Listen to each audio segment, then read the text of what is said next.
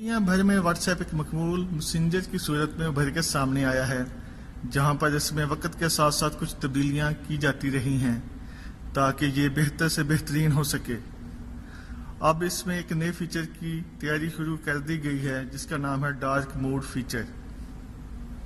हम में से अमूमन लोग व्हाट्सएप पर चैटिंग बहुत ज़्यादा करते हैं, जिसकी वजह से हमारी आंखों में जलन और थकान महसूस होने लगती है, और कंपनी ने इस ऐप के इस मसले को हल करने के लिए काम शुरू कर दिया है। ये फीचर एंड्रॉयड और आईफोन दोनों के लिए दस्तयाब होगा। इससे आप इसकी ब्लैक थीम्स को ज़रूरत के मुताबिक मुंतखब कर सकते हैं।